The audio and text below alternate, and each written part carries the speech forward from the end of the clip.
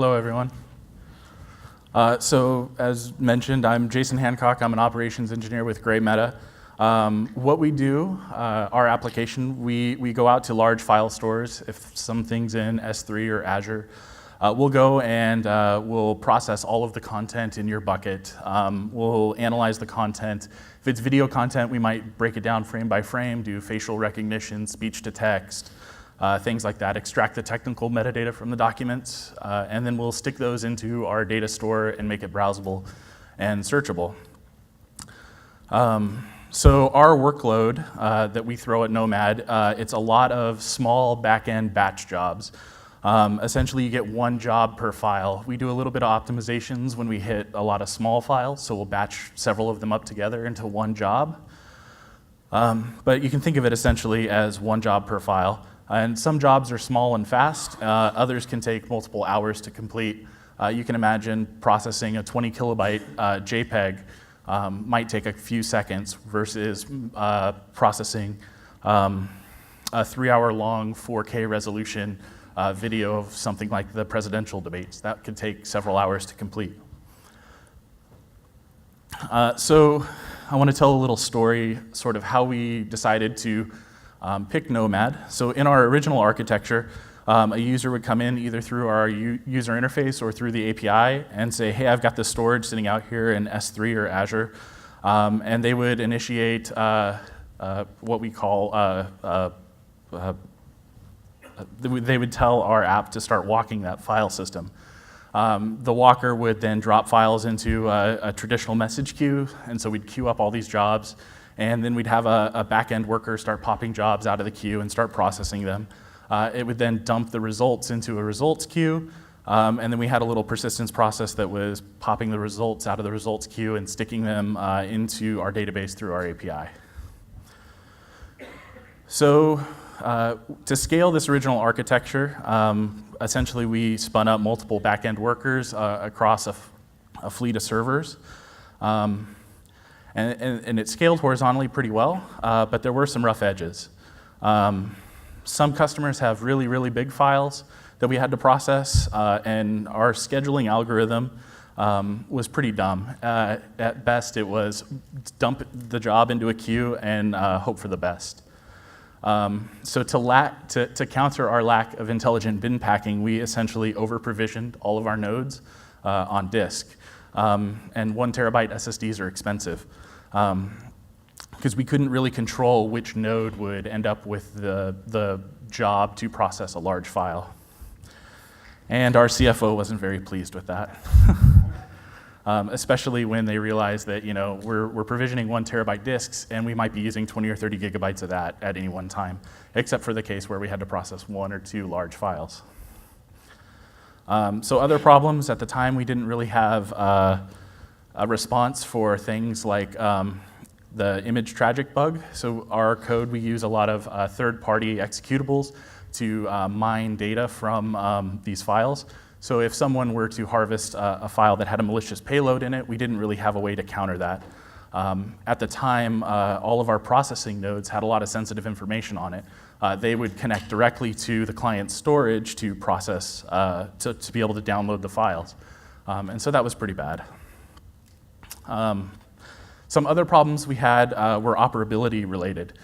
So we could easily add nodes to our cluster. We could just spin up more nodes and they would start reading from the queue and process files. But we didn't really have a way to tell a node to stop accepting new jobs while we let the existing jobs finish. And that'd be pretty easy to build in, except we had all these other problems as well. So we wanted a way that we didn't have to invent to be able to drain jobs from nodes.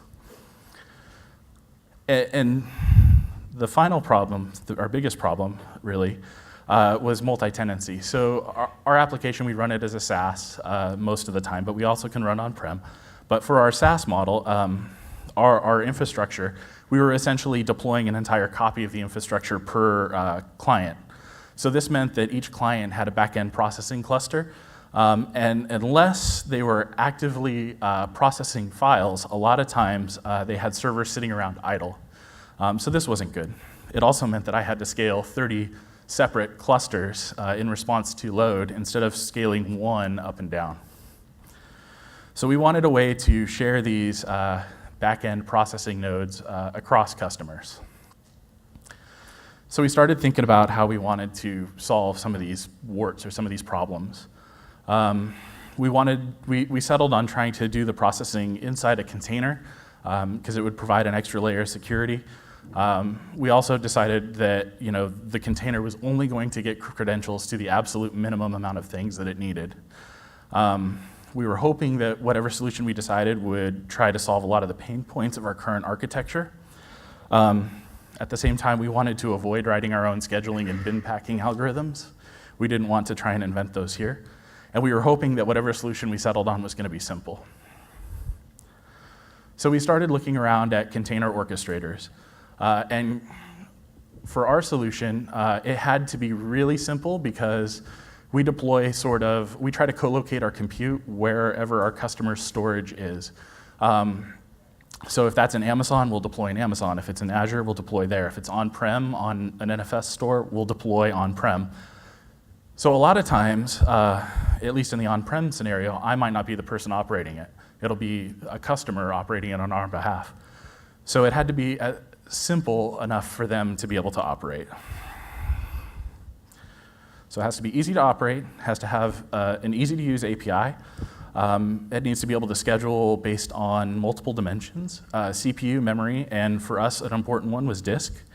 And we were hoping it would be easy to integrate with some of our existing infrastructure components, like our centralized logging system and our metrics.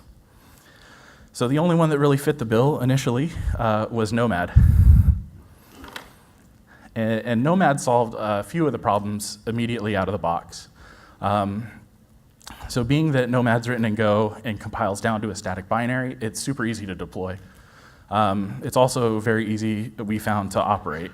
Out of the box, you're able to scale nodes up. And when you need to remove nodes from the cluster, it's really easy to flip on drain mode and start pulling them out of rotation. And it solves the bin packing problem for us.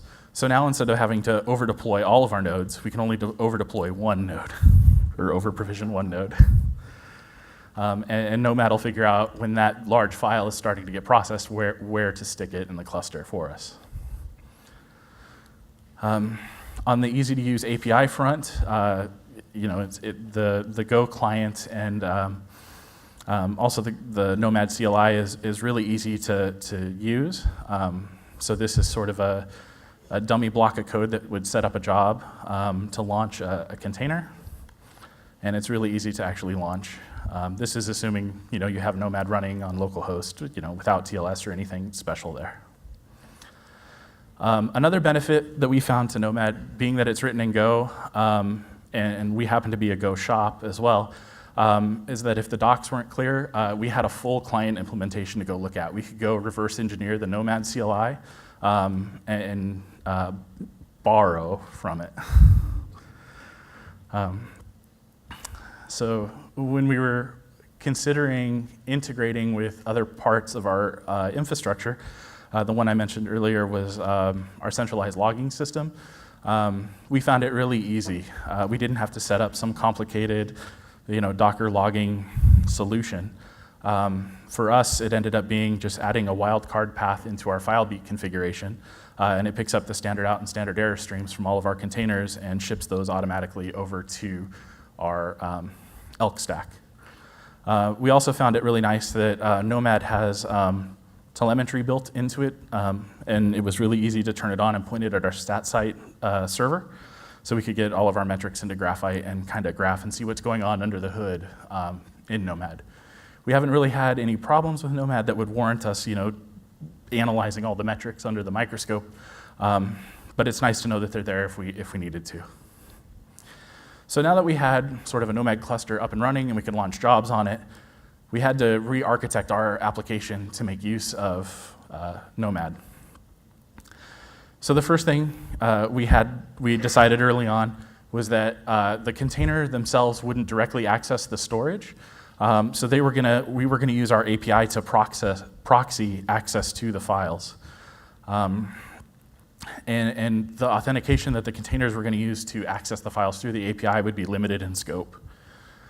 You'll also see that instead of the backend worker reading directly from the files to process queue, that we have a scheduler process reading from it instead. And really what that scheduler does, all it does is it grabs a job out of the queue, and it's responsible for scheduling a job in Nomad. So it's really lightweight. We didn't have to put a whole lot of logic into it. We just fire the job at Nomad and wait for Nomad to handle running the actual job. And then once the job is running, the backend worker talks to the API, downloads the file, processes it, ships the results back. Instead of dropping the results back into a queue, this time we modified our API to accept the results directly from the backend worker, and those end up in our database. So when the container is actually accessing our API, we're using a narrowly scoped OAuth token, so that the only piece of information that the container can receive, or the only pieces of information that the container can actually have access to, are those that are relevant to the file that it's harvesting. So that means that it can only download the one specific file that we told it to, and it can only update the results in the database for that particular result, for that particular file. And now the other big problem that we had that Nomad solved for us was the multi-tenancy. So we needed a way to be able to run multiple customers' jobs on the same Nomad cluster. And to do that, we built sort of a generic container image, and then we inject all of our configuration in via environment variables that Nomad injects into the container runtime as it's running.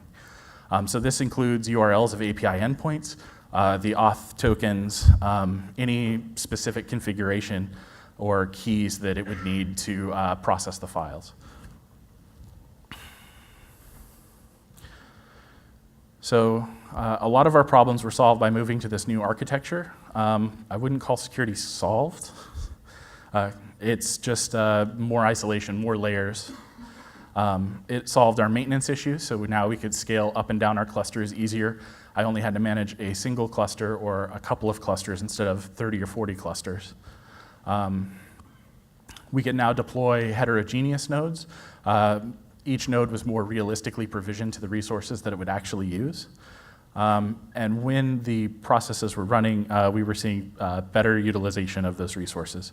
So instead of a 1 terabyte disk, and we're only using 20 or 30 gigs, now we're using 20 or 30 gigs of a 50 gig disk. So after we launched this and started running it in production, some of our customers came to us and said, well, we don't necessarily want to be on the hook for managing a Nomad cluster. Is there something you can do since we're hosting in ECS or in AWS? It'd be really nice if we could run it on an ECS cluster. And since we're a Go shop and Go has this concept of interfaces, we were basically able to abstract our scheduler backend so that we had a Nomad interface and an ECS interface. And that flexibility was really awesome for us. It means we can basically plug into any of the other container runtimes that we want or that our customers require. And it makes it really easy to swap one for the other based on the customer's needs. But for most cases, we're still deploying Nomad. One of the other kind of requirements that we didn't realize at the time when we were setting down to pick something was our development environment. We needed something simple and easy to operate, and something that we wouldn't really have to do any mocking or faking of in our dev environment. So we wanted to be able to run a full dev environment stack locally, something that resembled production as closely as possible. And for our dev environment, we use a monolithic Docker image that contains all of the backend components and pieces. Inside that container image, we're actually running the same version of Nomad and console as we do in production. The only real difference there is that instead of using the Docker driver, we're using the raw exec driver. And the only time that it's not the case that we're running a different version than what's in production would be when we're actually testing new versions of Nomad and console. We actually test them first in our local dev environments before we start testing on our test infrastructure. And the reason we use the raw exec driver in our dev environment is it avoids us having to do something creative where we're running something like Docker and Docker. Our dev team is really, they're dispersed around the globe. So a lot of times if somebody's having problems at their 8 a.m., it's my midnight because there's folks all over the world. So it had to be simple enough that they could operate without my help or the help of my team because we're all based here, not here, but on the West Coast. Another reason to use raw exec for us was every time that we recompile our processing binary, we didn't want to have to rebundle that into a container image or do something creative where we mounted the binary into the container. And doing all of this allows our developers to iterate rapidly without faking anything. They consume the Nomad API the same way we do in production. The only difference is the Docker driver, or the raw exec driver. So, in summary, after re-architecting our platform to take advantage of Nomad and processing these files in containers, we discovered additional flexibility. We had better security. We didn't have to implement a scheduler or a bin packer at all. We're able to better utilize compute resources, reduce overall cost, reduce operational overhead, and it's sort of a win-win all around. We found it really easy to operate in production, and I really have no complaints about Nomad. It's been a great experience using it. So that's kind of our story of how we moved our back-end batch processing into Nomad. And I know I probably went through that a bit quickly. I'm a bit nervous. I don't do much speaking. Great job. Thank you.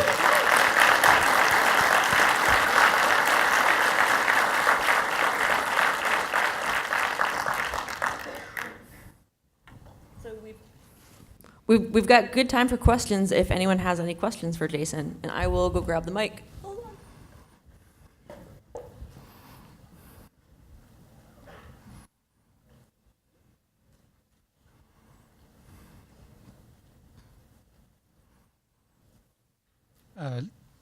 For your workers, did you ever consider just spinning up a new instance depending on the file size you were working with instead of having these instances constantly running and taking up resources? Yeah, we did consider sort of provisioning things on the fly, spinning up and down VMs or sort of adding capacity dynamically, building some sort of autoscaler. The big problem there was that the response time. As soon as the message is in the queue, our customers were demanding that they initially got some feedback that it had started processing. And we could sort of fake that while we spun up a node in the background. But really for our requirements, they wanted to have at least one node always up, always processing, so that they could at least see some activity. They were fine with us walking a large file system, and they understood that we might have to queue up 1,000 files and run them serially through the system. If they were only willing to provide like one compute node or something like that. But they wanted to have one sort of always up and always available. Oh, got a couple over here.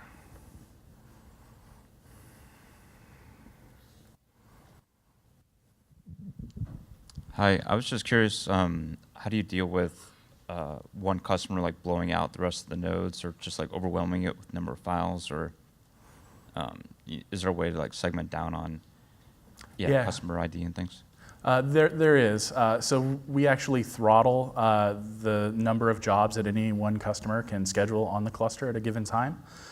So we sort of throttle it. We say that there can be up to 100 or 200 pending jobs. And we have monitoring set up so that once those conditions get hit, we'll see it and we can react and scale the clusters up and down. Eventually, we're going to replace all of that with automated processes as well.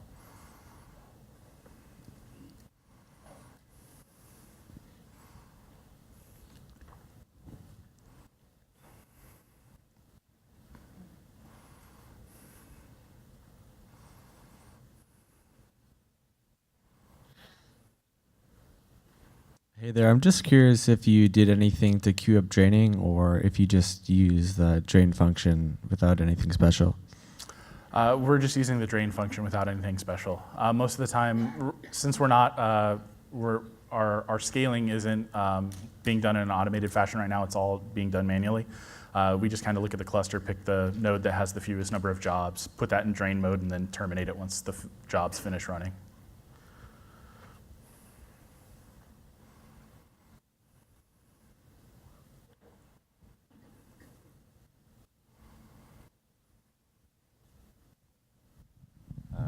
So what advantages did giving your developers like a monolithic container give you over giving them like an image where you could more accurately represent what's happening in production? So initially we started this by giving them, using Vagrant. And unfortunately at the time it proved to be a little bit too unstable for the amount of stuff we were trying to run on a single instance. We're running things like Elasticsearch and Redis and NSQD and Go and all these things. And there was too much, I guess, delta from developer machine to developer machine. It was becoming sort of a maintenance nightmare. And also the time to provision was pretty long because they had to install all the packages from source. Or not from source, but install all the packages every time that came up. So with Docker, we can have our CI server spit out an image, and then they can all just pull down and consume that image. Yeah.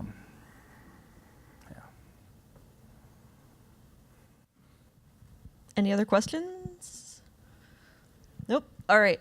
A couple of quick announcements before we go to our very last break. For the evening social, for those of you who are going, and everyone should, I hope to see you there, there is not a coat check at the venue. So if you have a coat or a bag that you do not want to have hanging on you the whole evening, you may want to take this break to drop it off in your room. We will be back at 5:20 for our last talk of the day. And in the meantime, let's give another round of applause for Jason for a great talk. Thank you.